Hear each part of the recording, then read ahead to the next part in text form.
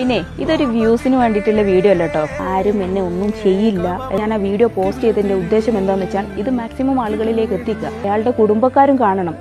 കണ്ടു അദ്ദേഹത്തിൻ്റെ കുടുംബക്കാരെല്ലാം കണ്ടു. നീയും കണ്ടു കാണും. അദ്ദേഹത്തിൻ്റെ അമ്മ കരയുന്നത് നീയും കണ്ടു കാണും. അമ്മയുടെ വാക്കുകൾ നീയും കണ്ടു കാണും.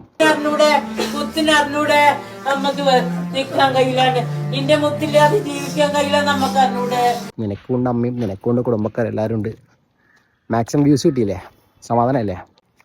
അയാൾ ചത്തു. മരിച്ചൊന്നല്ല, ഒരാണല്ലേ, അയാൾ ചത്തു.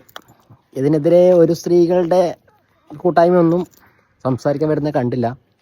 എന്താ പറയുക, എന്തായാലും ചത്തു. സമാധാനമല്ലേ? ഇതിനെതിരെ പ്രതികരിച്ചില്ലെങ്കിൽ ആരും പ്രതികരിക്കില്ല. കാരണം ഞാനും ആണാണ്, എനിക്കുണ്ട് കുടുംബം. അവിടെ നമുക്ക് ആണുങ്ങൾക്ക് വേണ്ടി, നമ്മൾ പുരുഷന്മാർക്ക് വേണ്ടി സംസാരിക്കാൻ ആരുമില്ല. അതുകൊണ്ട് നമ്മളെപ്പോലത്തെ യുവത്വങ്ങൾ സംസാരിച്ചാൽ മാത്രമേ ഇനി മുന്നോട്ട് ഇതുപോലൊരു അനുഭവം ഒരാളും വരാതിരിക്കും. കാരണം കാര്യമൊന്നുമില്ല, ഈ കേരളത്തിൽ ഇങ്ങനെ സംസാരിച്ചിട്ട് കാര്യമൊന്നുമില്ല. എന്നാലും നമ്മൾ സമാധാനത്തിന് വേണ്ടി ജസ്റ്റിസ് ഫോർ ദീപക്.